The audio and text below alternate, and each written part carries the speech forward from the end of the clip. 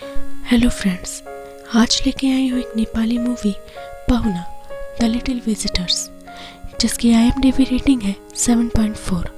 तो चलिए अब शुरू करते हैं। हिमालय की गोद में बसा नेपाल का एक गांव, जिसमें मंजू नाम की महिला अपने पति और 3 बच्चों के साथ रहती है। आज सुबह से ही गोलियां चलने की आवाज़ें आ रही हैं। गांव के लोग पहाड़ी के रास्ते खेत की तरफ भागे जा रहे हैं। मंजू के पति ने भी तीनों बच्चों को जल्दी जल्दी उस तरफ भागने को कहा। गोलियों की आवाज़ें लगातार पास आती जा रही हैं। जल्दी वो लोग उन तक पहुंच जाएंगे। मंजू के पति ने कहा, तुम बच्चों को लेकर आगे जाओ, मैं उन लोगों को यहाँ तब तक रोके रखूंगा। मंजू कुछ दूर ही आगे आई थी कि एक गोली चली। वो समझ गई कि उसके पति को लगी है। वो आगे न बढ़ सकी। उसने अपनी गोद में लिए महीने भर के बच्चे को अपने 6 साल की बेटी अमृता और 7 साल के बेटे प्रणय के हाथ में देते हुए कहा, मेरे बच्चों, एक दूसरे का साथ कभी मत छोड़ना, चाहे कुछ भी हो जाए, मैं जल्द ही तुमसे मिलूंगी। बच्चे अपनी माँ से लिपटे हैं, उसे छोड़ने को तैयार नहीं। उसने अपना मंगलसूत्र निकालकर बेटे के हाथ में रखा और गांव की ही एक महिला को उनके पीछे उनके साथ भेज दिया।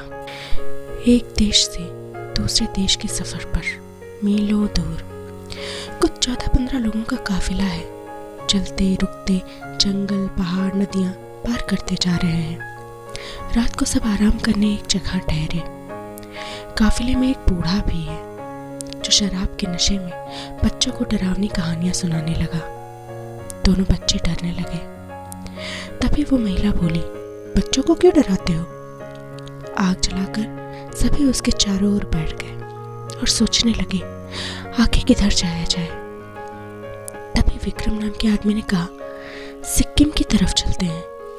वहाँ हमारे हित मित्र लोग हैं जो हमें वहाँ काम दिला सकते हैं, और वहाँ बड़ा चर्च है जहाँ हमें ज़रूरत की चीज़ें मिल जाएंगी। चर्च का नाम सुनते ही वो बूढ़ा बिफर पड़ा। वो लोग हमारा धर्म भुलाकर हमें गुलाम बना लेंगे, हमारे बच्चों पर जो जादू टोना कर देंगे। विक्रम बीच में ही बोला, ऐसा कुछ नहीं होगा, ये सब फालतू बातें हैं। इसी के साथ लोगों ने सिक्किम जाने का फैसला कर लिया। दूर लेटा प्रणय सबकी बातें ध्यान से सुन रहा था। बालमन ने सोचा, माँ ने सबकी जिम्मेदारी मुझे सौंपी है, मैं उनको कुछ नहीं होने दूंगा। इसी उधेड़-बुन में वो नन्ही सी जान रात भर जागता रहा। सुबह ट्रक में उसने रात की सारी बातें अमृता को बताई। अमृता बोली, तो ये लोग वहाँ क्यों जा रहे हैं? क्योंकि ये बच्चे नहीं हैं, इसीलिए। प्रणय बोला, दोनों ने फैसला किया कि वो किसी कीमत पर सिक्किम नहीं जाएंगे। दोनों बच्चे ट्रक से उतरकर अपने भाई विशाल को लिए धीरे धीरे झुंड से दूर दूर चलते हुए काफी दूर निकल गए। जब लोगों को पता चला कि बच्चे नहीं दिख रहे, तो उन्होंने ढूंढना शुरू किया। बहुत ढूंढने के बाद भी जब बच्चे नहीं मिले, तो झुंड अफसोस के साथ आगे बढ़ने लगा। इधर बच्चे रास्ता भटक गए। प्रणय को अब कुछ सोच नहीं रहा, उसकी आंखें नम हो गई। नमी भरी आंखों से वो बोला, अमृता, अब हम कहाँ जाएंगे? क्या अब हम माँ से कभी मिल भी पाएंगे या नहीं? अमृता प्रणय से सिर्फ 1 साल ही छोटी है। भाई की टूटती हिम्मत देख अमृता बोली, भाई तुम चिंता मत करो, हम एक दूसरे के साथ हैं ना, और माँ हमें जरूर ढूंढ लेगी। मगर अभी विशाल को भूख लगी है, उसे कुछ खिलाकर फिर हम आगे बढ़ेंगे। बच्चों ने राशन का सामान निकाला, अभी कुछ दिनों तक चलेगा। अमृता ने बिस्कुट को पानी में भिगोया और विशाल को खिलाने लगी। शाम होने लगी। अंधेरे के साथ साथ ठंड भी पड़ रही है, और अब उन्हें रात गुजारने के लिए कुछ जगह तलाशनी होगी। सो वो आगे बढ़े। कुछ दूर आने पर ही उन्हें एक पुरानी बस दिखाई दी। चलो, रात गुजारने का इंतजाम तो हो गया। दोनों बस में आए। बहुत भूखे थे। अमृता ने प्रणय को केला देते हुए कहा, भाई तुम्हें बहुत पसंद है ना, लो खा लो। प्रणय बोला, अमृता, पापा का क्या हुआ होगा? अब हम क्या करेंगे? अमृता मुस्कुराई, भाई परेशान ना हो, जल्दी माँ हमें ढूंढ लेगी। प्रणय के मन का डर अमृता के मन में भी है, मगर वो भाई की हिम्मत बनकर खड़ी है। दोनों ने बस की खिड़कियां बंद की और आग जलाई, और आग के बुझते बुझते दोनों बच्चे नींद की आगोश में चले गए। अगली सुबह कुत्ते की भौंकने की आवाज से दोनों बच्चे उठे। खिड़की से बाहर देखा तो एक पादरी उनकी तरफ ही आ रहा है। दोनों बच्चे छिप गए और उसके जाने का इंतजार करने लगे। पादरी चला गया। फिर दोनों बच्चे बोले, आज तो बाल बाल बचे। फिर दोनों ने बस की सफाई शुरू कर दी। सीटों को बाहर निकाला, झाड़ू लगाया, छोटे विशाल के लिए झोला डाला। यूं ही अब उनके दिन गुजरने लगे। एक दिन प्रणय ने उस पादरी को फिर से आते देखा।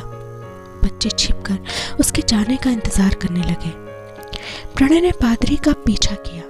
वो जानना चाहता था कि आखिर ये पादरी कहाँ से आता है, मगर वो रास्ता भटक गया। आगे जाते उसे एक बूढ़ा आदमी मिला। उसकी बकरी पहाड़ी से नीचे उतर ही नहीं पा रही थी। प्रणय ने उसकी बकरी को नीचे उतारा। बूढ़ा खुश हुआ। उसने प्रणय से बातचीत की और उसे दूध की बोतल पकड़ा दी।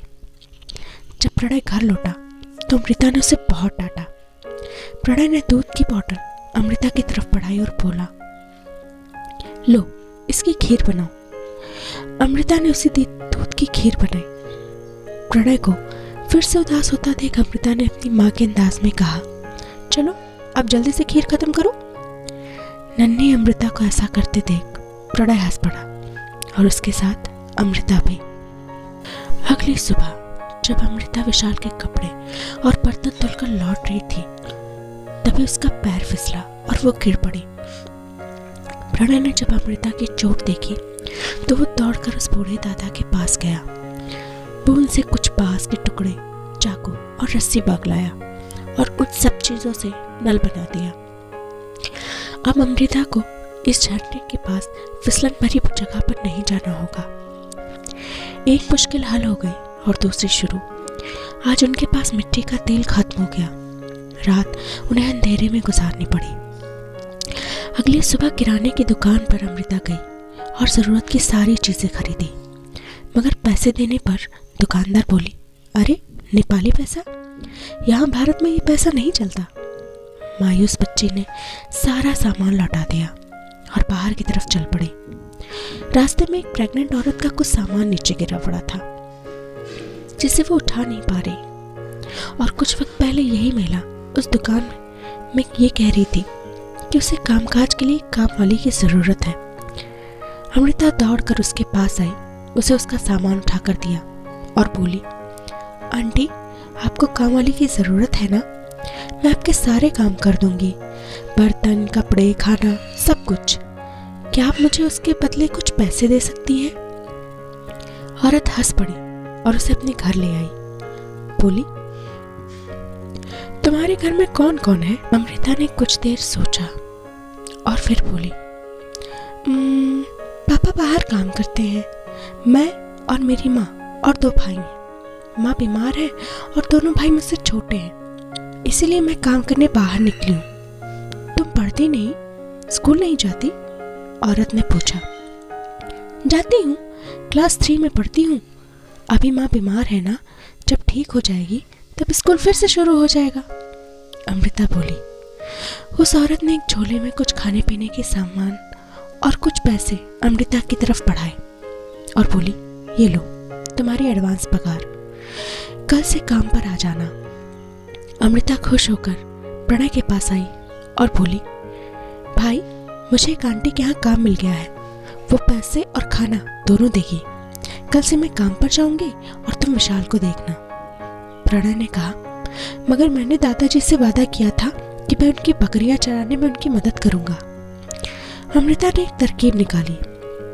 ठीक है, मैं सुबह काम पर जाऊंगी और 2 बजे तक वापस आ जाऊंगी, फिर तुम चले जाना। इस तरह हम दोनों काम भी कर लेंगे और विशाल की देखभाल भी हो जाएगी। अगले दिन अमृता काम पर चली गई। आंटी ने उसे एक किताब पढ़ने को दी। अटकते अटकते उसने पढ़ना शुरू किया। जहाँ मुश्किल होती आंटी मदद करती, उसका यही काम है। वो रोज उसे खाने का कुछ न कुछ सामान देती रहती। आज तो उन्होंने उसके और उसके दोनों भाइयों के लिए कपड़े भी दिए। बच्चों ने महीनों बाद नहा धोकर नए कपड़े पहने हैं। आज आंटी को अचानक दर्द उठा। पास में सिर्फ अमृता है। वो दौड़कर किराने वाली आंटी को बुला लाई। उन्होंने अमृता से गर्म पानी, तौलिया और चादर के छोटे छोटे टुकड़े लाने को कहा। समझदार अमृता ने मिनटों में सब कुछ ला दिया। इधर इन सब कामों में वक्त का ध्यान ही नहीं रहा। जैसे ही घड़ी देखा, बस की तरफ भागी। मगर ये क्या, बस तो वहां से गायब है। मगर उसमें तो नन्हा सा विशाल सो रहा था। इधर प्रणय को जब बस दिखी तो दौड़कर उसने बस रुकवाई। ड्राइवर से पता चला कि उसके सोए हुए बच्चे को पादरी उठा ले गया है। जब प्रणय अमृता के पास आया तो वो उसके गले लगकर रोने लगी।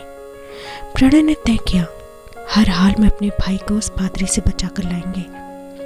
दोनों भाई बहन छिपते छुपाते चर्च में गए, मगर वहां तो कोई भी नहीं। फिर दोनों चर्च के पीछे गए।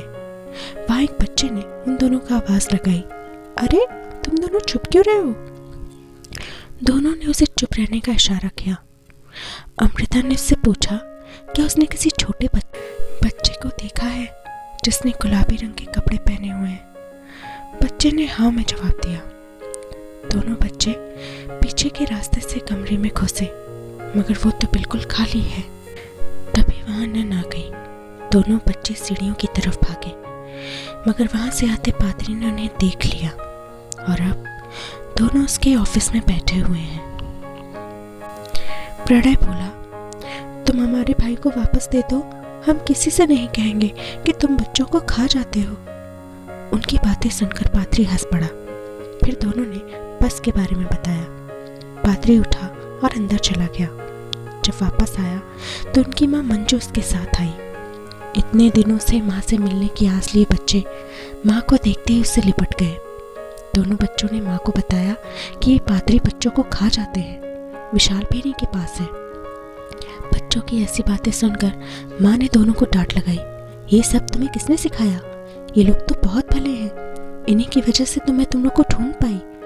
फिर उनको लेकर मंजू एक कमरे की तरफ बढ़ने लगी। रास्ते में बच्चों ने बताया कि उन्होंने इतने दिनों में क्या क्या किया। मंजू को जब पता चला कि उसके बच्चों ने काम किया तो वो रो पड़ी। आगे के कमरे में उसके पिता थे। अमृता दौड़कर अपने पिता के गले लग गई। अपने बाबा को सही सलामत देखकर प्रणय की आंखें भर आई। उसने तो ये उम्मीद ही खो दी थी कि कभी वो अपने बाबा से मिल भी पाएगा। धीरे धीरे बाकी गांव वाले भी उनके पास आते गए और ये मूवी यहीं पर ख़त्म हो गई। दोस्तों, कहानियाँ सुनाना हमें अच्छा लगता है और मेरी लाइक कहानियाँ अगर आपको पसंद आए तो प्लीज़ मेरी वीडियोस को लाइक करें, उसे शेयर करें और मेरे चैनल को सब्सक्राइब करें। Thanks for watching.